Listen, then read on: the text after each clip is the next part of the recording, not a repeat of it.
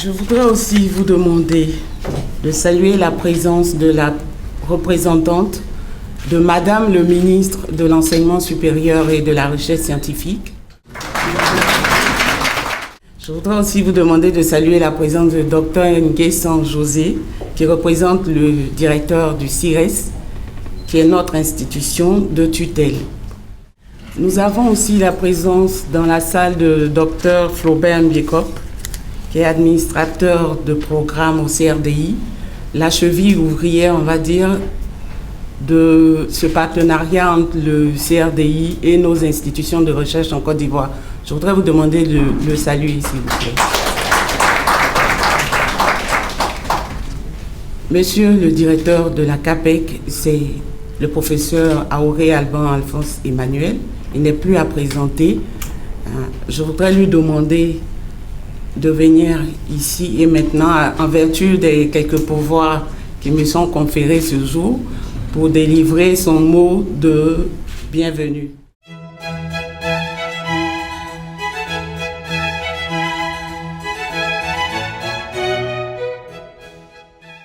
Excellence Madame la vice-présidente de l'Assemblée nationale, Excellence Madame Julie Choudis, ambassadeur du Canada en Côte d'Ivoire, Excellence Monsieur le représentant de Son Excellence Monsieur l'ambassadeur du Burkina Faso en Côte d'Ivoire, Monsieur le directeur de cabinet de Monsieur le ministre de la modernisation de l'administration et de l'innovation du service public, Monsieur le directeur de cabinet adjoint de Monsieur le secrétaire d'État chargé de l'enseignement technique de la formation professionnelle, Monsieur le conseiller représentant Madame le ministre de l'enseignement supérieur et de la recherche scientifique, Monsieur le président de l'ADEACI, Madame la vice-présidente de l'ANOPACI, Mesdames et Messieurs les représentants des chambres consulaires en Côte d'Ivoire, Monsieur l'administrateur de projet au CRDI, Mesdames et Messieurs les représentants des fêtières des entreprises, de la société civile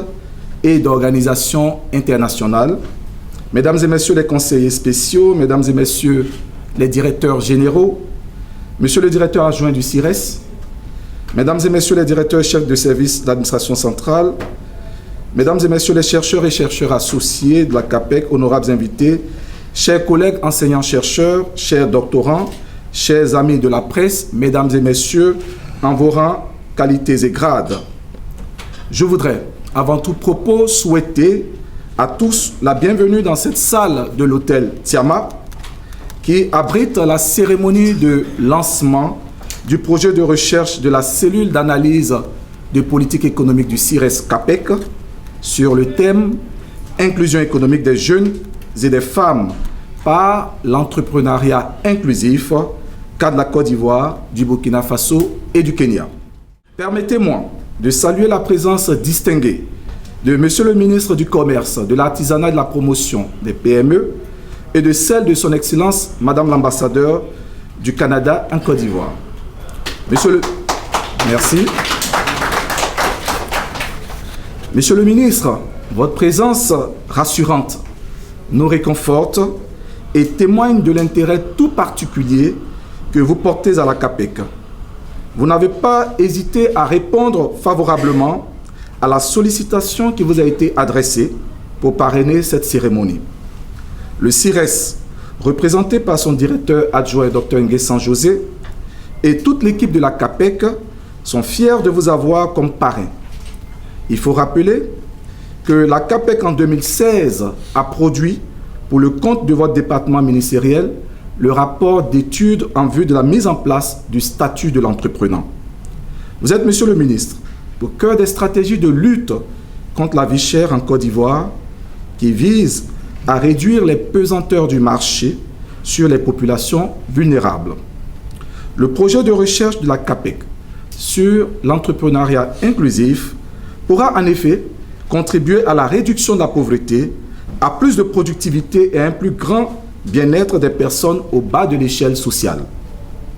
Monsieur Ngo Bakayoko, représentant Madame le ministre de l'Enseignement supérieur et de la Recherche scientifique, coprésidente de la cérémonie de ce jour, je voudrais vous dire un sincère merci pour votre présence et exprimer la profonde gratitude de toute l'équipe de la CAPEC à Madame le ministre pour l'attention particulière qu'elle porte aux activités de la CAPEC. Je voudrais saluer la présence de son Excellence Madame l'ambassadeur du Canada qui, au-delà de l'honneur qu'elle nous fait, confirme une fois de plus l'intérêt que le Canada porte à la recherche scientifique en Afrique subsaharienne et particulièrement en Côte d'Ivoire. Je voudrais profiter de l'occasion pour exprimer au nom du directeur du CIRES et à mon nom personnel toute la gratitude de la communauté des chercheurs en sciences économiques au Centre de recherche pour le développement international CRDI du Canada, représenté ici par un administrateur de programme, Dr Flaubert Mbiekop, que je voudrais qu'on salue, ainsi qu'une responsable de la communication, mademoiselle Tiffany Barnes-Huggins, qui est venue d'Ottawa, que je voudrais aussi qu'on salue. Le CRDI a accordé au cours des 5 dernières années différents financements au CIRES et à la CAPEC pour des recherches sur les migrations, la performance des entreprises, les industries extractives et aujourd'hui l'entrepreneuriat inclusif. Soyez-en remerciés. J'aimerais exprimer également la reconnaissance de la CAPEC et la bienvenue aux représentants de l'Assemblée nationale, particulièrement Madame la vice-présidente, qui nous honore par sa présence, et aux représentants du Conseil économique, social, environnemental et culturel, ainsi qu'aux différents directeurs de cabinet, aux directeurs généraux, aux représentants des institutions internationales, aux présidents de fêtières d'entreprises ou de coopératives, à vous tous, tout protocole observé. Malgré vos emplois du temps certainement chargés, vous nous gratifiez de votre présence qui nous réconforte et nous invite à faire toujours mieux. Mesdames et messieurs, honorables invités, je voudrais à ce stade de mes propos dire un mot sur la CAPEC. C'est un think tank créé en 1993 par la Fondation pour le renforcement des capacités en Afrique, ACBF, et l'État de Côte d'Ivoire. Les missions de la CAPEC consistent à réaliser des études et recherches qui reflètent les enjeux majeurs du développement et les grands chantiers de réformes économiques et institutionnelles.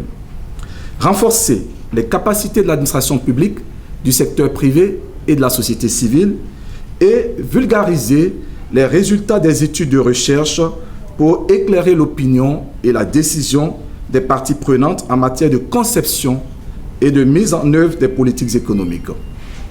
Ainsi, de 2000 à 2016, plus de 150 études ont été réalisées pour le compte des institutions ivoiriennes et internationales, et je cite la Banque mondiale, la BAD, le PNUD, l'UNICEF, la CEDEAO, l'UEMOA, la CBF, GDN, etc.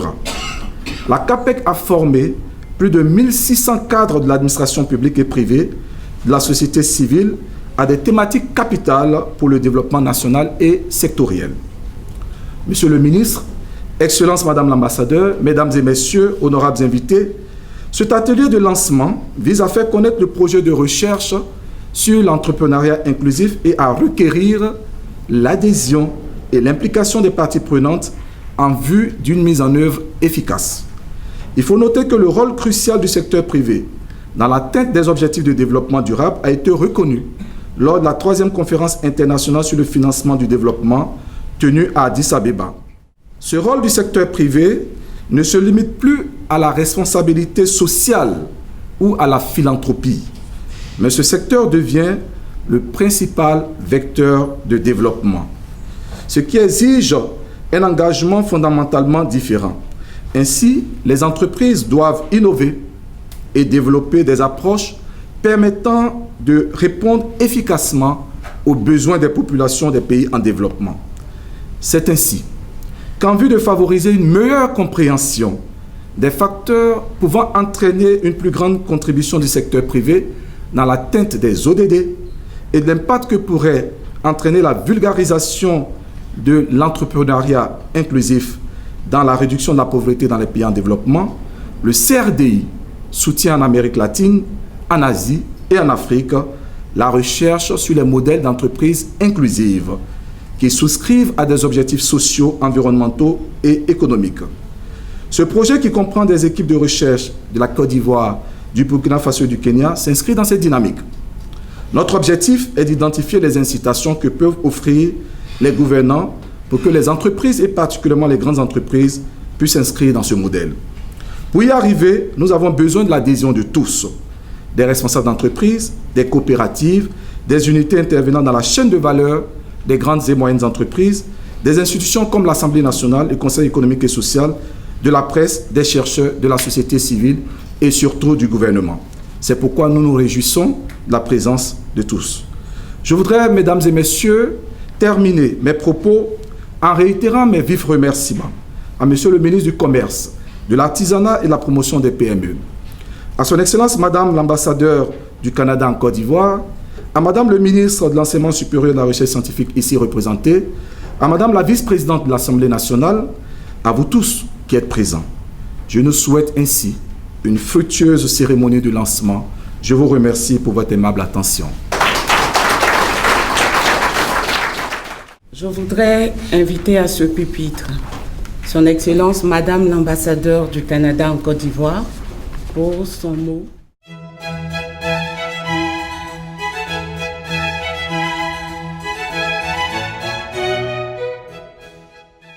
Merci. Alors, Monsieur le ministre du Commerce, de l'Artisanat et de la promotion des PME, le représentant du ministère de l'Enseignement supérieur et de la Recherche scientifique, Madame la vice-présidente de l'Assemblée nationale, Monsieur le directeur du CAPEC et Monsieur le directeur du CIRS, Mesdames, Messieurs, tout protocole respecté. En tant que nouvel ambassadeur du Canada en Côte d'Ivoire, c'est avec beaucoup d'enthousiasme que je prends part à cet atelier de lancement officiel du projet sur la promotion économique des femmes et des jeunes par l'entrepreneuriat inclusif. Ce projet, financé par le Centre de recherche pour le développement international du Canada, doit permettre à des chercheurs issus de la Côte d'Ivoire, du Burkina Faso et du Kenya de mener des analyses et d'alimenter le débat sur les meilleurs moyens de vulgariser l'entrepreneuriat social et de maximiser l'impact sur les deux groupes particulièrement vulnérables, à savoir les femmes et les jeunes. Le Centre de recherche pour le développement international est une société d'État canadienne qui offre un appui aux spécialistes locaux capables de produire des connaissances novatrices et de trouver des solutions innovantes dont les pays en développement ont besoin pour initier et accélérer leur transformation socio-économique. Et ensuite, la mise en pratique de ces connaissances et solutions vont contribuer à l'amélioration de la situation des groupes vulnérables ou marginalisés. Affaires mondiales Canada, notre ministère responsable pour les affaires étrangères, le commerce et le développement, travaille de près avec le CRDI pour appuyer la mise en pratique des résultats des recherches pour les bénéfices des plus marginalisés. Tant au Burkina Faso qu'au Kenya, le Canada a appuyé plusieurs programmes promouvant le développement économique inclusif et durable, notamment pour les femmes et les jeunes. Au Kenya, par exemple, il y a quelques mois, Moi-même, j'ai pu assister à la mise en œuvre d'un projet pour renforcer l'enseignement et la formation technique et professionnelle avec des partenariats entre les collèges au Kenya et les collèges au Canada. Ce type de projet, qui cible particulièrement les jeunes et les femmes, renforce les compétences que les participants reçoivent et donne la possibilité accrue d'avoir des emplois dans les industries ou secteurs en croissance. Mais, même avec ces efforts, des obstacles continuent à limiter le choix et l'accès des femmes aux opportunités existantes, comme par exemple l'accès à des emplois productifs décents et bien rémunérés, le démarrage ou le développement d'une activité génératrice de revenus ou l'accumulation d'actifs productifs. Pour faire face à ces défis, après une année de consultation, la ministre de la Coopération internationale et de la francophonie du Canada a lancé en juin dernier la nouvelle politique d'aide internationale féministe du Canada. Cette politique place l'égalité des sexes et le renforcement du pouvoir des femmes et des filles au cœur des efforts canadiens de développement international. Comme l'affirme notre politique, c'est ce qu'il faut faire et la bonne chose à faire si nous voulons réellement réduire la pauvreté et les inégalités. La politique reconnaît l'importance essentielle d'une croissance au service de tous, y compris les femmes et les jeunes. Convaincu que la participation pleine et égale des femmes et des jeunes dans l'économie est nécessaire à une croissance inclusive, le Canada fait de la croissance inclusive un domaine d'intervention prioritaire, car elle est essentielle à la réduction de la pauvreté et des inéquités dans le monde. L'aide internationale du Canada vise ainsi la construction d'un monde plus inclusif et prospère et encourage une croissance économique inclusive, notamment en soutenant l'entrepreneuriat à travers la création de micro, petites et moyennes entreprises et l'agriculture durable à travers les associations de producteurs et les coopératives. En même temps, le Canada appuie la mise en œuvre de l'Agenda 2030 pour le développement durable et s'efforce donc à trouver de nouvelles façons de travailler afin d'améliorer l'efficacité de nos efforts, ceux du Canada et des autres, en matière de développement. Ceci comprendra des partenariats novateurs et des investissements accrus en recherche. Aussi, le Canada cherche activement à optimiser ses investissements dans les pays en développement, en mobilisant plus efficacement tous les types de ressources. Cela inclut de nouvelles modalités de financement, comme le financement mixte, les contributions remboursables et les autres initiatives et les partenariats qui encouragent l'investissement du secteur privé et le cofinancement. C'est dans cette optique que le Canada a récemment lancé l'Institut de financement du développement, doté d'un capital initial de 300 millions de dollars canadiens pour soutenir l'investissement du secteur privé dans les pays en développement, avec une priorité sur la croissance économique verte et les entreprises dirigées par les femmes et par les jeunes. Cet institut permettra de mobiliser les investissements commerciaux afin de soutenir les initiatives qui s'harmonisent avec les priorités du Canada en matière de développement. Aujourd'hui, la forte mobilisation des parties prenantes pour cet atelier de lancement constitue un signe d'encouragement pour nous. Nous suivrons avec beaucoup d'intérêt l'évolution des travaux et nous espérons que les analyses générées nous permettront à tous de mieux cerner les meilleures pistes d'action pour la promotion d'un entrepreneuriat profitable et socialement engagé et responsable. De ma part et la part de l'ambassade du Canada, je remercie les organisateurs aujourd'hui de cet événement pour leur excellente initiative et je leur souhaite bonne continuation. Merci beaucoup. J'ai l'honneur, j'ai le plaisir d'annoncer ici à ce pupitre Monsieur le ministre du Commerce, de l'Artisanat et de la Promotion des PME, parrain de cette cérémonie, Monsieur Diarasouba Souleymane.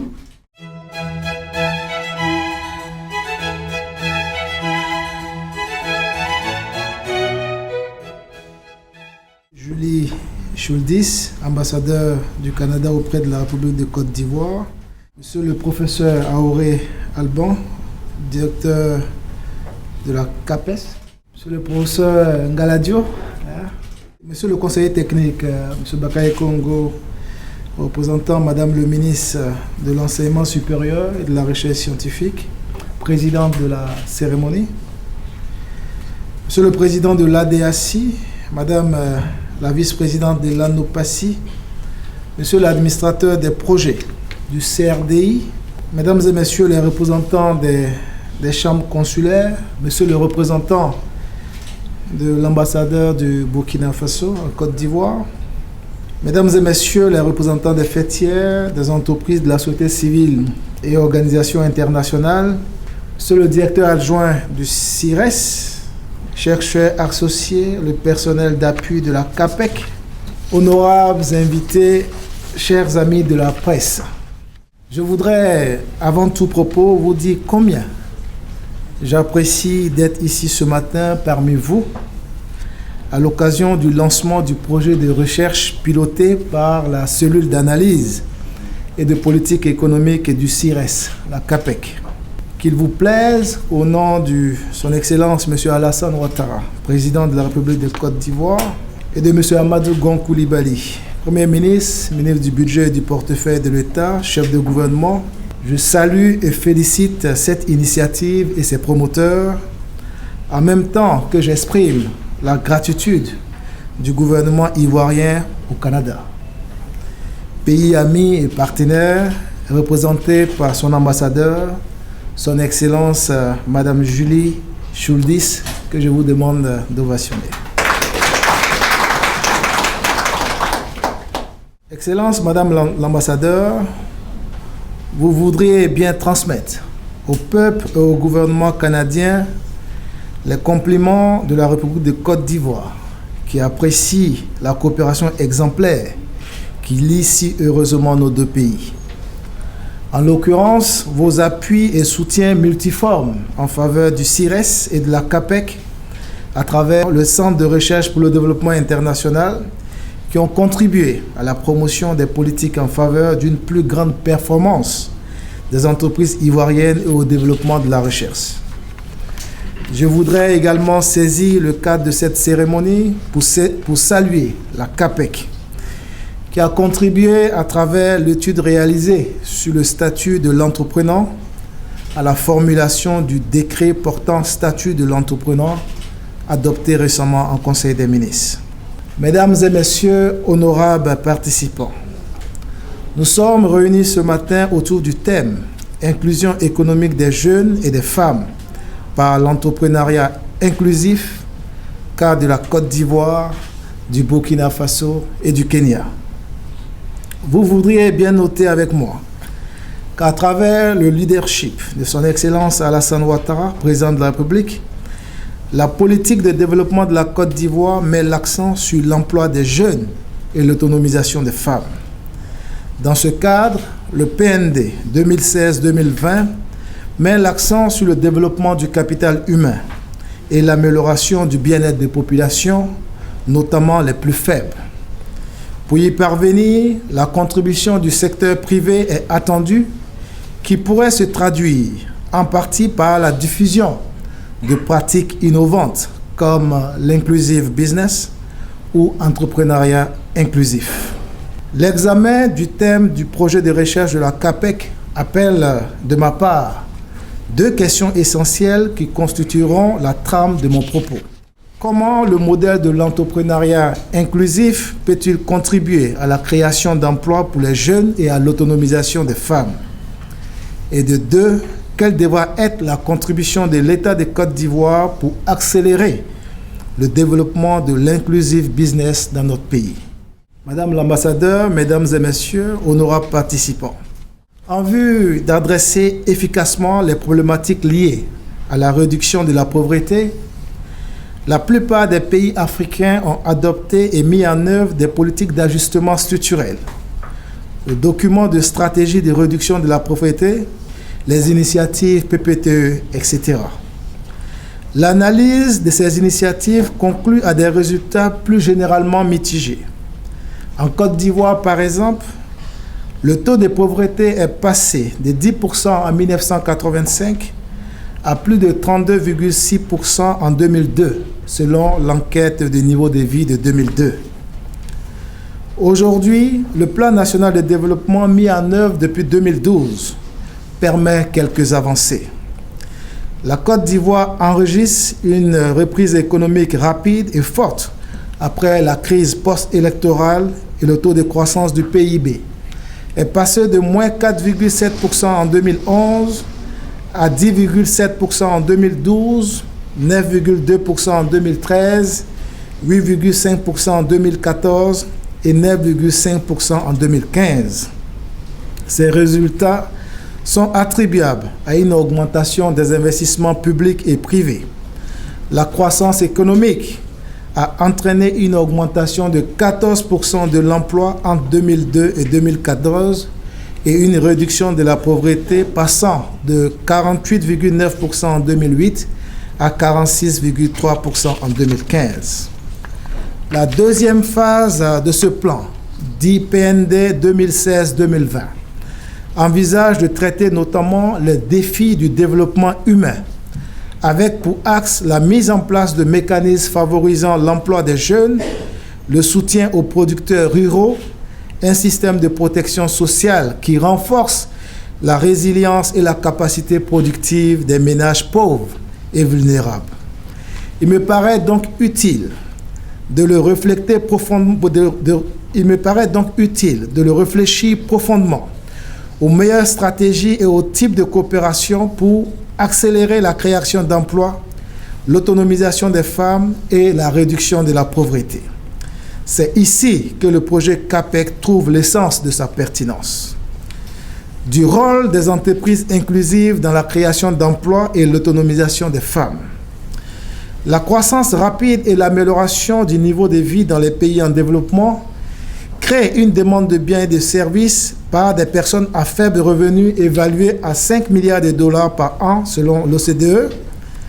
Les entreprises qui ciblent ces consommateurs ajustent les offres de produits ou les stratégies de marketing pour répondre à leurs besoins et établissent des sources d'approvisionnement locales qui leur permettent de profiter de cette demande en expansion. Plus important encore, alors qu'elles poursuivent ces opportunités d'affaires, les entreprises inclusives, comme on les appelle, peuvent sortir les populations de la pauvreté en reliant les segments pauvres de la population au marché. L'entreprise inclusive complète les politiques publiques visant à faire progresser le développement. À mesure que les entreprises approfondissent les investissements dans les communautés à faible revenu, elles améliorent l'accès à des produits et services de qualité abordables, améliorent la productivité et génèrent de nouvelles opportunités de revenus et de moyens de subsistance pour les personnes au bas de l'échelle sociale, notamment les jeunes et les femmes. Ce faisant, elles permettent une croissance inclusive et un développement durable. Les entreprises inclusives existent dans le monde et leur nombre est en croissance.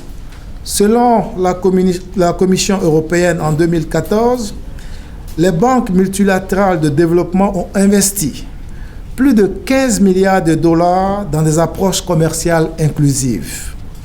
Au Kenya, M-Pesa a transformé la façon dont 15 millions de personnes transfèrent de l'argent à travers l'accès à un téléphone mobile. En Inde, Jain Irrigation System Limited a travaillé avec plus de 30 millions de petits agriculteurs pour les former à l'irrigation par goutte à goutte afin qu'ils puissent cultiver davantage en utilisant moins d'eau. Ces entreprises inclusives ont un impact réel dans les collectivités qui en ont le plus besoin. L'agenda d'action d'Addis Abeba de la 3e conférence internationale sur le financement du développement a reconnu l'importance du secteur privé pour relever les défis du développement durable. Cela exige un engagement fondamentalement différent avec le secteur privé allant au-delà de la responsabilité sociale des entreprises et de la philanthropie, comme l'a si bien indiqué le professeur Aoré dans son allocution. Pour que le capital privé et l'innovation puissent progresser dans l'avancement de l'agenda 2030 et des objectifs de développement durable ODD, Les entreprises devront structurer les incitations qui favorisent simultanément les activités et le développement. Il s'agit d'un vaste programme qui englobe un large éventail de contributions à la croissance et au développement inclusif, y compris des pratiques inclusives sur le lieu de travail telles que l'embauche et la qualification des personnes issues des groupes vulnérables, y compris les jeunes, les femmes et les personnes handicapées. La réussite de ce type d'entrepreneuriat passe par un appui réel de l'État. De l'accompagnement de l'État de Côte d'Ivoire pour la promotion de l'entrepreneuriat exclusif. Mesdames et messieurs, honorables participants, les recherches existantes sur l'entrepreneuriat inclusif ont révélé que les contraintes à la promotion de ce type d'investissement sont la régulation, les ressources financières, l'information au niveau du marché et l'insuffisance d'infrastructures. En effet, dans la plupart des pays africains, on note l'absence de cadre légal et réglementaire efficace, une faible capacité des structures de financement conventionnelles à financer les entreprises inclusives, à les coûts élevés pour les entreprises lors de l'achat auprès des producteurs et de la vente aux consommateurs dans des régions rurales éloignées où la logistique fonctionnelle et les systèmes de distribution peuvent être absents. Et l'indisponibilité d'informations sur les besoins, les préférences des consommateurs au bas niveau de l'échelle et sur la capacité de production des petits agriculteurs et des femmes ou sur les prix du marché. Dans l'attente des résultats du projet de recherche de la CAPEC, les actions de mon département ministériel seront de soutenir l'examen des lois et règles existantes qui limitent la participation des jeunes et des femmes aux activités du marché, l'intégration des objectifs favorables aux pauvres dans les contrats gouvernementaux, le cas échéant, l'introduction des règlements appropriés pour les entreprises commerciales inclusives, la sensibilisation en vue de la promotion des entreprises inclusives, la collecte et la diffusion des données stratégiques sur les jeunes et les femmes, sur les artisans, les commerçants susceptibles de s'intégrer dans le modèle d'entrepreneuriat inclusif. Des attentes vis-à-vis du secteur privé et des chercheurs du projet de la CAPEC. Les attentes vis-à-vis du secteur privé sont nombreuses et il me semble fastidieux de vouloir ici les énumérer. Je me contenterai de les exhorter à encourager les activités inclusives dans leur stratégie d'entreprise, d'établir des programmes de certification. Les certifications internes des grandes et moyennes entreprises peuvent aider les petites entreprises, les artisans, les femmes du secteur informel à adopter des normes techniques, sociales et environnementales et peuvent améliorer la visibilité et la confiance des consommateurs et des investisseurs. Également de participer à une plateforme sur l'entrepreneuriat inclusif qui va inclure des structures gouvernementales, la CAPEC et les fêtières des entreprises. Mesdames et messieurs les chercheurs de la CAPEC, à ce stade de mon intervention, je voudrais vous renouveler les assurances de mon soutien à la réussite de ce projet de recherche. Des dispositions seront prises pour renforcer le partenariat entre la CAPEC et mon département ministériel dans la conduite de ce projet. Mes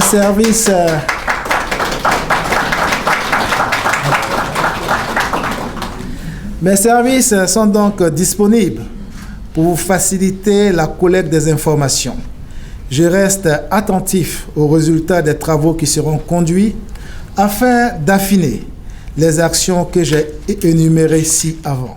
Excellence, Madame l'ambassadeur, Mesdames et Messieurs, honorables participants, je voudrais clore mon propos en réitérant mes remerciements à la CAPEC pour m'avoir associé comme parrain à cette cérémonie de lancement de ce projet de recherche.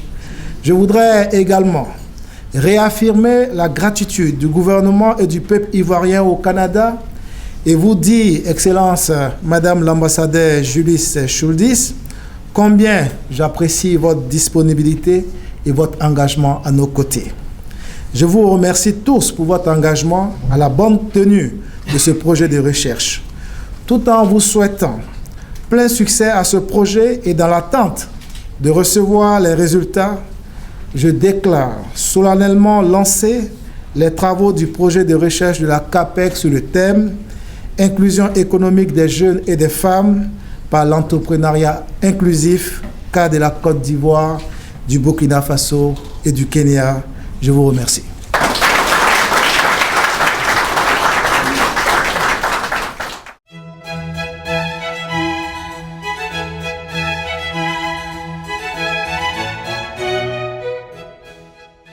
L'importance de la croissance économique, en particulier qui cible les plus vulnérables, les femmes et les jeunes. Alors, nous sommes très contents d'avoir la chance d'appuyer un projet comme tel où on regarde ces questions en particulier. Donc, cette cérémonie est une cérémonie de lancement d'une étude qui est financée par le CRDI, qui est le Centre de recherche pour le développement international du Canada, pour mener une étude sur les conditions d'inclusion des jeunes et des femmes dans l'économie ivoirienne.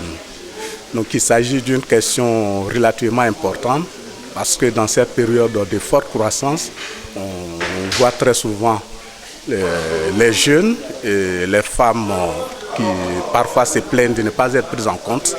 Donc il s'agit de regarder effectivement comment ces personnes sont prises en compte.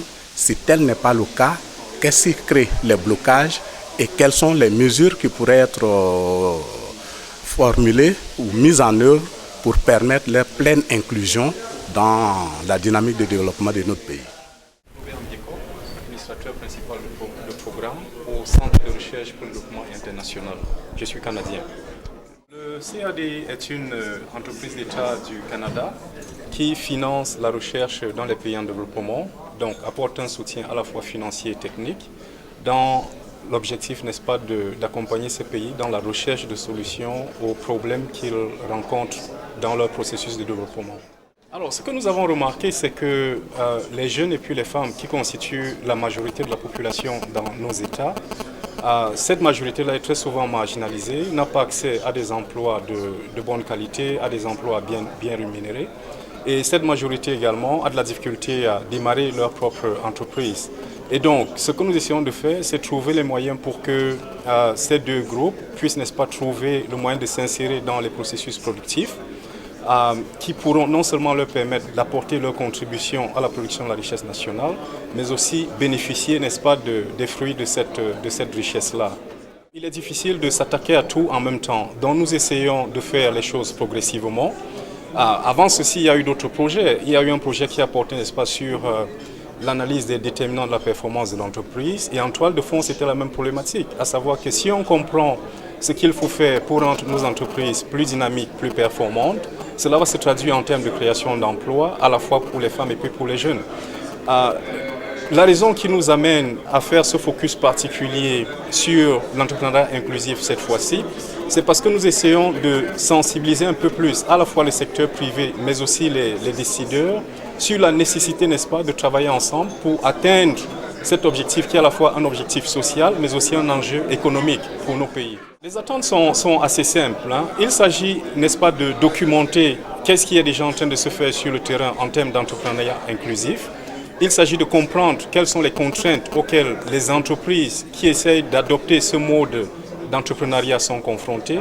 Et ceci va non seulement permettre de les accompagner dans, n'est-ce pas, la mise en place de ce type de modèle d'affaires, mais aussi offrir, n'est-ce pas, aux responsables politiques publiques quelques pistes d'action sur ce qu'ils pourraient faire pour accompagner le mouvement et puis le faciliter. Vous savez, il est difficile de considérer qu'un seul facteur explique les difficultés auxquelles les jeunes ou les femmes sont confrontés. Et l'enjeu ici, en réalité, c'est de trouver un moyen pour faire comprendre à l'entreprise que le meilleur moyen d'être rentable, d'être profitable, c'est en fait d'inclure ces groupes-là, que ce soit comme fournisseurs, que ce soit comme producteurs, que ce soit comme travailleurs. Donc, non plus de les voir simplement comme une clientèle qu'il faut, n'est-ce pas, essayer, entre guillemets, d'exploiter, mais comme des partenaires dans le processus de production. Car c'est cela qui permet, n'est-ce pas, de faire finalement le marketing de l'entreprise, en montrant qu'ils ont à la fois des objectifs de profit, de rentabilité, mais aussi des objectifs sociaux, c'est-à-dire s'assurer que la majorité de la population participe au processus de production. Ce nouveau modèle indique que les grandes et les moyennes entreprises font attention ou investissent dans le développement des petites unités et des ménages qui sont des fournisseurs de matières premières ou qui sont des consommateurs des produits de ces entreprises. Donc voilà, pour pouvoir aider les femmes ou l'autonomisation des femmes, pour pouvoir contribuer à plus d'emplois des jeunes, ce modèle d'entrepreneuriat aide à plus de productivité, à plus de revenus et à plus de performance des petites unités de production. Voilà pourquoi nous mettons l'accent sur ce modèle d'entrepreneuriat. De façon générale, ce qui empêche, c'est l'absence de réglementation ou d'incitation pour les entreprises, les grandes entreprises et les moyennes qui veulent s'y intéresser. Il y a aussi l'absence d'information sur les petits producteurs, sur les ménages, sur les consommateurs, je dirais simplement sur les personnes au bas niveau de l'échelle sociale. Donc voici, et il y a aussi le fait que le secteur financier n'apporte pas toujours le soutien qu'il faut pour que ce type d'entrepreneuriat puisse se développer en tenant compte d'un certain nombre de risques. Mais il est important de développer les mécanismes nécessaires à la réduction de ces risques pour que ce type d'entrepreneuriat puisse prendre forme dans nos pays. Mais l'approche que nous utilisons d'abord, c'est une approche de communication, c'est une approche d'implication des parties prenantes. Aujourd'hui, nous avons un ministre, nous avons les fêtières d'entreprise, nous avons les fêtières de coopératives de production, nous avons des consommateurs. Donc c'est une approche inclusive à notre niveau également pour que toutes les parties prenantes s'y investissent. Et maintenant, quand nous allons produire nos travaux, nos résultats, c'est encore de rassembler les personnes, les parties prenantes pour présenter ces résultats et avoir leur adhésion et rédiger ce que nous appelons des policy briefs, donc des documents de politique que nous allons transmettre aux décideurs. Et les décideurs, c'est au niveau du secteur public, du secteur privé et de la société civile. Et nous créons un comité de concertation avec toutes les parties prenantes qui va se réunir tous les 6 mois pour valider à chaque étape ce que nous sommes en train de faire pour que ceux qui seront utilisateurs de nos résultats puissent être impliqués dès le départ et pendant tout le processus de ce projet. Le potentiel économique, ce que nous savons, c'est que dans des pays comme le Kenya, par exemple, où nous avons dans le secteur de la téléphonie mobile et dans les transferts d'argent, près de 300 millions de dollars, que les personnes au bas niveau de l'échelle ont pu mobiliser, réduction de la pauvreté. Nous avons des exemples en Inde par le coaching d'entreprises industrielles vis-à-vis des agriculteurs, permettant plus de productivité, plus de revenus, et ce qui permet à des centaines de millions de personnes de sortir de la pauvreté. Voici des exemples de chiffres qui montrent bien que l'entrepreneuriat inclusif permet effectivement la réduction de la pauvreté et de toucher les personnes au bas niveau de l'échelle sociale.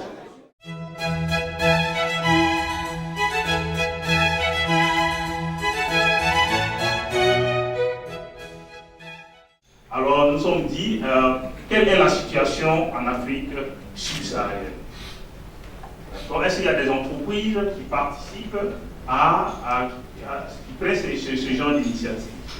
Quel est alors leur impact? Est-ce que ces entreprises ont-elles raison de participer à cette initiative? D'autant plus qu'elles ont en tête leur logique de marché, leur gain. Donc voilà un peu la motivation essentielle de ce projet. Alors, qu'est-ce que c'est qu'une entreprise inclusive? Une entreprise inclusive, je dis la définition, c'est une entreprise secteur privé qui a des modèles commerciaux ou des activités qui poursuivent la réalité commerciale, qui dégagent les avantages économiques et ou sociaux importants pour les pauvres dans leur chaîne de valeur. Donc, ce n'est pas une entreprise qui va faire de la philanthropie, c'est une entreprise qui va rechercher son profit. Mais dans la recherche de son profit, dans sa chaîne de valeur, elle va intégrer les plus pauvres parmi les pauvres, la plus pauvre proportion branche de la population. Et donc, dans cette conception, on parle de la pyramide économique de distribution des richesses. On constate qu'effectivement, la plus large part des populations se trouve au bas de l'échelle pyramidale. Et donc, on voit, mais cette large part de la population qui est au bas de l'échelle a aussi un potentiel. D'accord? Elle a un potentiel dans le sens où elle mobilise plus de 4 milliards, plus de 4 milliards de personnes déjà, ce qui dit que ça envoie à des trillions en termes de dollars de parité de pouvoir d'achat. C'est des personnes qui peuvent consommer. C'est des personnes aussi qui peuvent être des fournisseurs, c'est des clients potentiels, c'est des entrepreneurs potentiels, c'est des partenaires potentiels. Alors, comment fait-on pour les intégrer dans nos chaînes de valeur? Donc, c'est toute cette logique économique qui s'inscrit dans l'entrepreneuriat inclusif. Donc, cette théorie, la théorie de la base de la pyramide, qu'on appelle Bottom of Pyramid, repose donc sur un double postulat. Dans un premier temps, un postulat économique, c'est-à-dire la possibilité pour les entreprises de s'enrichir en corrigeant les différences de marché, notamment en intégrant le marché informel. Le marché informel d'offrir des produits et des services à moindre coût à la frange la plus faible de l'économie, c'est-à-dire ceux qui sont les personnes qui sont au bas de l'échelle économique. Et cette frange de la population aussi, elle peut être considérée comme des fournisseurs, comme des partenaires économiques, comme des consommateurs. D'accord? Il s'agira alors de les intégrer dans le modèle économique. Il y a aussi un aspect aussi moral. L'aspect moral ici, je disais, le débat est comment on fait pour adresser les questions de l'extrême pauvreté, aussi bien par le secteur privé, l'État que la société civile. Donc, cet aspect moral reconnaît aux populations pauvres le statut de consommateur ou d'emprunteur, mais pas des personnes qui sont assistées, qui sont des personnes dépendantes, mais des partenaires commerciaux. Donc, dans cette théorie, il s'agit alors de lutter contre la pauvreté en passant par le marché et en donnant une plus grande implication aux entreprises dans leur logique de développement. Et donc, face à cela, alors il apparaît nécessaire de formuler un modèle d'entreprise qui soit capable d'intégrer ces populations vulnérables en Afrique subsaharienne. Plus spécifiquement, comment prendre en compte les populations les plus vulnérables, notamment les jeunes et les femmes. D'autant plus que 75% de la population africaine a moins de 30 ans et que les femmes sont les plus marginalisées dans les tissus économiques globaux.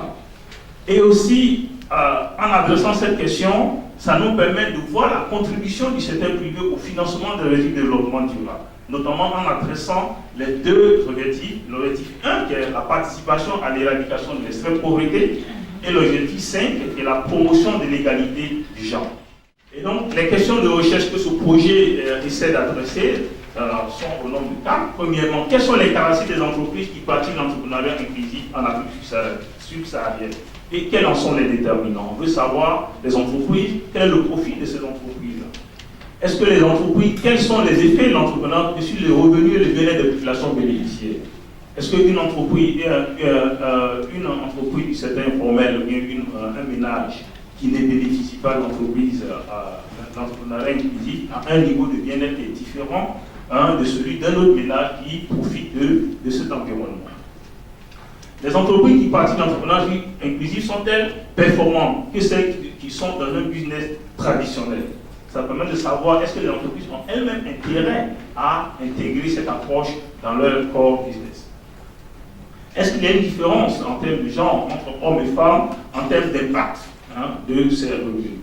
Donc c'est ces questions fondamentales que ce projet essaie d'adresser. Donc en définitive, la question centrale de recherche, c'est quels sont les déterminants ainsi que la contribution de l'entrepreneuriat inclusif à la création d'emplois, à l'accroissement des revenus et au bien-être des jeunes et des femmes dans 3 pays de l'Afrique subsaharienne, que sont la Côte d'Ivoire, le Burkina Faso et le Kenya. Mais pourquoi avons-nous choisi ces pays? Pourquoi ces pays? C'est clair qu'il y a déjà les réseaux de recherche, on a tissé, on a des affinités, on a des intérêts de recherche, mais au-delà de ça, ces deux pays, le choix de ces 3 pays-là se justifie à un niveau. Du point de vue économique d'abord et ensuite du point de vue social. Du point de vue économique, on a vu que c'est des pays qui sont très performants. On voit la Côte d'Ivoire qui depuis 2012 a un taux de croissance économique très élevé. Le Kenya aussi, c'est un pays qui est la locomotive de l'Afrique de l'Est. Quand on prenait le Burkina Faso aussi, après sa turbulence, instabilité aussi, a un taux de croissance très honorable, très élevé aussi, au-dessus de 5 points. D'accord? Et donc, vu ces pays, c'est des pays qui ont une bonne dynamique économique. D'accord? Donc, on se dit déjà, il y a un potentiel, il y a une croissance. Mais est-ce que cette croissance est inclusive? D'autant plus que quand on considère le niveau social, en termes de redistribution, on voit qu'il y a une large proportion de ces populations dans ces pays qui vit encore en deçà de la ligne de pauvreté. Si vous prenez la Côte d'Ivoire, 46% des populations sont en dessous de la ligne de pauvreté, 46% aussi au Kenya, et plus de 40% aussi pour le Burkina Faso. Ce qui veut dire que cette croissance, c'est vrai, elle est bien, mais est-ce qu'elle est inclusive? Surtout si on s'inscrit dans une logique de marché, que la plupart de ces pays ont inscrit leur développement, leur croissance par le marché, par le secteur. Ça, c'est le choix des pays. Mais pourquoi le secteur? Pourquoi nous avons choisi le secteur agricole, surtout l'agro-industrie? Pourquoi? Le secteur agro-industriel est celui qui a le plus grand potentiel en termes d'emploi et de revenus. D'accord? Pour le continent, bien sûr. C'est le principal moteur dans l'économie de la majorité des pays africains. Il génère plus de 2 tiers des emplois, au niveau formel, plus de 75% du commerce intérieur et une contribution à moins de 15% au PIB. Et puis aussi, en matière d'initiative, d'entrepreneuriat inclusif, c'est un domaine qui est aussi porteur. D'autant que l'entrepreneuriat inclusif peut s'appliquer à bien de domaines.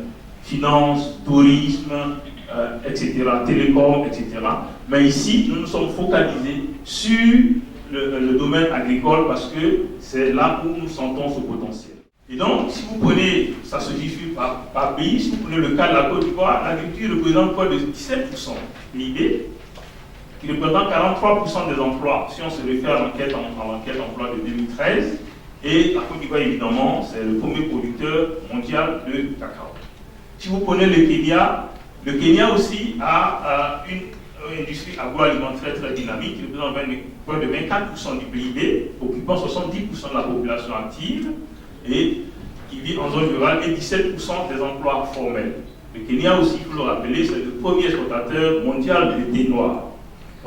Si vous prenez le Burkina Faso, à la part du secteur primaire dans le PIB, c'est-à-dire l'agriculture, etc., c'est plus de 28%.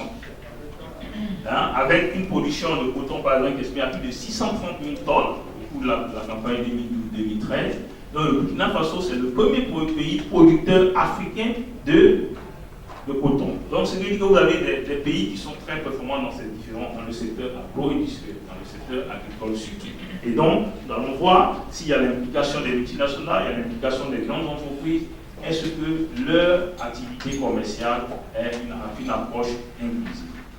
Et donc, face à cette importance du secteur agricole, de l'agro-industrie, alors il devient alors pertinent de s'interroger sur le rôle que pourrait jouer l'entrepreneuriat inclusif dans la réduction de la pauvreté, sur l'emploi des jeunes et l'autonomisation des femmes, qui est un peu notre interrogation centrale.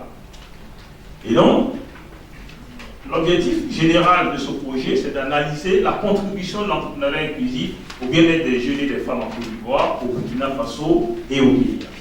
Et cet objectif principal est structuré en cinq objectifs spécifiques. Dans un premier temps, c'est de faire l'état des lieux, des pratiques. Est-ce que l'entrepreneuriat inclusif se fait dans le secteur agricole? Quelle est sa forme? D'analyser les déterminants. Pourquoi certaines entreprises choisissent de pratiquer l'entrepreneuriat inclusif? Donc les déterminants de ce choix-là. Analyser l'effet, les entreprises qui pratiquent l'entrepreneuriat inclusif, quelle est l'incidence sur leur performance? Ensuite, l'objectif 4, c'est d'évaluer l'impact de l'entrepreneuriat inclusif sur les entreprises, les petites entreprises, effectivement aussi, mais sur les ménages bénéficiaires. Et puis, bien entendu, à partir de là, élaborer les politiques, des recommandations de politique, en objectif spécifique 5. Donc, la démarche méthodologique, elle est standard, une revue documentaire pour faire l'état des lieux, une collecte des données, l'exploration des données secondaires, une collecte de données primaires, des entretiens avec les parties prenantes, et puis l'analyse économétrique, l'analyse statistique et économique. Et donc, l'état des lieux permet de faire la cartographie globale sur la base de la revue documentaire et des données qualitatives, les entretiens que nous allons faire, nous allons mener auprès d'acteurs clés, les discussions de groupe aussi. Et quant à l'analyse des déterminants de la partie de l'entrepreneuriat inclusif, c'est en partie de l'enquête que nous allons conduire avec l'analyse économétrique. Et puis nous allons aussi faire aussi l'analyse d'impact de l'entrepreneuriat inclusif pour évaluer l'impact de cette approche sur les entreprises, sur la performance des entreprises qui pratiquent l'entrepreneuriat inclusif. comparativement aux entreprises qui sont dans les lignes traditionnelles. Évaluer aussi l'effet sur les petites entreprises, celles qui en bénéficient. Capter aussi l'impact sur le bien-être des ménages qui bénéficient de cet environnement.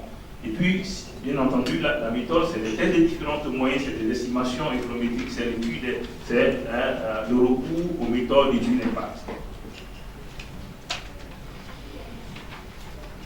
Les données que nous allons utiliser, c'est les données secondaires, en s'approchant de l'INS, en ayant aussi recours aux enquêtes auprès des entreprises qui ont été déjà élaborées par la Banque mondiale, même pour la CAPEC aussi, en élaborant aussi des focus group auprès des partenaires que sont les fêtières, les chambres de commerce, la Confédération générale des entreprises du secteur de l'agro-industrie, les associations ou les coopératives de producteurs.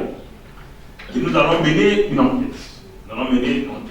Une enquête qui va se faire en 3 phases. Dans un premier temps, nous allons cibler les entreprises de moyenne et de grande taille du secteur agro-industriel.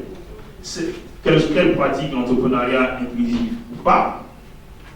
Ensuite, nous allons faire des échantillons de petites entreprises qui bénéficient de cet environnement.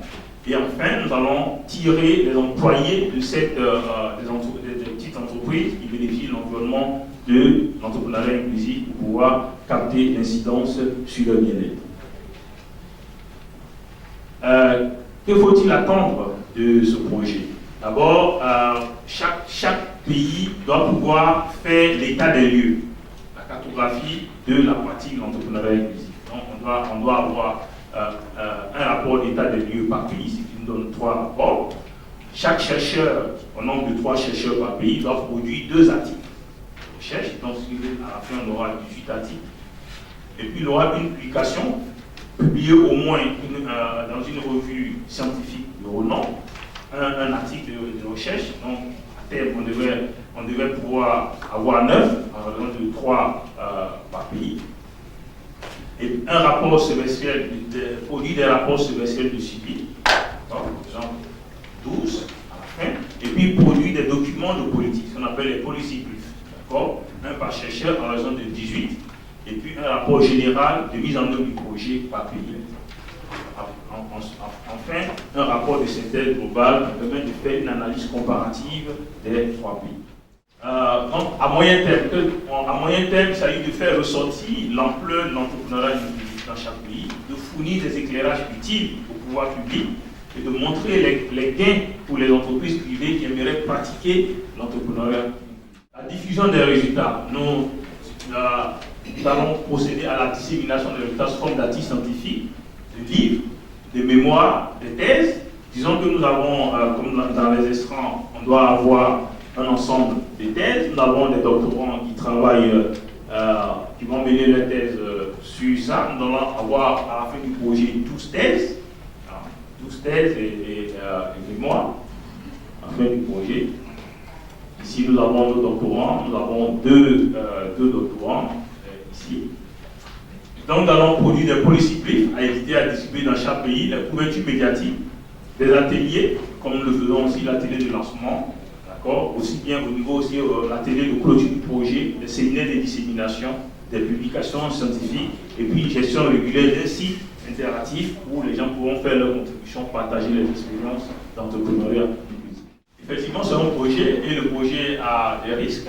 D'abord, quelles sont les principales sources de risques? D'abord, c'est novateur, c'est une nouvelle approche, c'est tout nouveau. Donc, si vous dites qu'en matière de recherche, c'est pas que peut-être on va tâtonner, donc c'est un risque. Il y a aussi très peu de recherche scientifique donc en termes de littérature sur la question. Ça va être un peu difficile. Mais le défi majeur auquel nous allons nous confronter, c'est l'accès aux données pertinentes. Notamment dans la mise en œuvre d'une technique appropriée. Notamment, on ne peut pas faire une technique appropriée d'évaluation d'impact. On ne peut pas appliquer la règle d'or, qui est la randomisation, l'expérimentation. Mais donc, on va appliquer des méthodes d'évaluation qui risquent d'être un peu limitées, mais qui permettront quand même de capter. Mais là aussi, les défis, c'est la participation des parties prenantes. Leur capacité à nous faciliter, à s'impliquer dans ce projet. Et donc, comment nous comptons mitiguer ces risques? D'abord, c'est l'organisation d'ateliers méthodologiques dans les 6 premiers mois, des réunions régulières du comité de concertation. Donc, nous allons mettre sur pied un comité de concertation. Quels sont les trois pays qui sont impliqués? Les trois pays, c'est le Burkina, bien sûr, le Kenya et la Côte d'Ivoire. Mais quelles sont les institutions? Trois institutions qui sont des think tanks, des réservoirs, des centres de recherche, des réservoirs de pensée. La CAPEC, la Société d'analyse politique commune du CIRES pour la Côte d'Ivoire. Le laboratoire d'analyse quantitative appliquée au développement au Sahel, pour le Burkina Faso. La CAD. Et puis le KIPRA, qui est l'Institut public pour la politique et l'économie du Kenya, pour la recherche en politique et économie. Donc l'institution qui va gérer tout ce projet, c'est pour le compte des trois pays, c'est la CAPEC, c'est la CAPEC qui est signataire, le CIRES, avec le CIRES, qui est dirigé par le directeur de la CAPEC, bien sûr. Et on veut, pour le suivi, la mise en œuvre du projet, on envisage de mettre en place un comité de concertation de 10 à 15 membres qui puissent impliquer toutes les parties prenantes, notamment les fêtières, les chambres consulaires, le Conseil Café Cacao, l'Assemblée nationale, la société civile, les ministères techniques. Le cadre de collaboration que nous voulons dessiner avec le comité de concertation, d'abord c'est partager, présenter le projet, recueillir leur avis sur les orientations, des suggestions, discuter des questionnaires, des informations à collecter, des guides d'entretien, des personnes à rencontrer, discuter aussi des résultats de l'étude, de leur appropriation, de leur diffusion. Et pour cela, nous allons certainement, dans l'exécution, organiser des déjeuners de presse, présenter les résultats de ces travaux dans divers forats. Les notes d'information seront adressées aux différents cabinets, aux différents ministres, à l'Assemblée nationale, pour influencer la votation des lois. Donc, dans l'agenda de mise en œuvre du projet, aujourd'hui, nous faisons le lancement national. Du 23 au 25 octobre, il y aura un lancement régional du projet à Ouagadougou et un atelier de méthodologie. Du 15 au 17 novembre, il y aura aussi un atelier à Nairobi sur les expériences d'entrepreneuriat inclusif dans le monde. Et en décembre 2017, nous allons finaliser tous les outils de collecte de données, les questionnaires. Et en janvier, de janvier à mars 2018, procéder à la collecte des données. En avril à août 2018, nous allons rédiger les premiers travaux, les premiers résultats. En mai 2018, il y aura un séminaire international sur l'entrepreneuriat inclusif en Afrique francophone qui se tiendra à Abidjan. Et en septembre 2018, un séminaire régional à mi-parcours à Nairobi. En octobre 2018, un séminaire de dissémination nationale à mi-parcours. En mars 2019, un forum, une causerie débat sur l'entrepreneuriat inclusif. En juin 2019, un forum, une causerie débat sur l'entrepreneuriat inclusif. Et en septembre 2019, effectivement, le projet prendra fin par un atelier de clôture régionale. Donc, nous voulons procéder à tout cela parce que cette approche de l'entrepreneuriat, comme je disais tantôt, est inscrite dans l'agenda des partenaires de développement, l'ONU, la Banque mondiale, le FMI, etc. Donc, c'est important que nous puissions mener ce débat au sein du gouvernement pour voir comment l'intégrer dans la mise en œuvre du PND. Je vous remercie.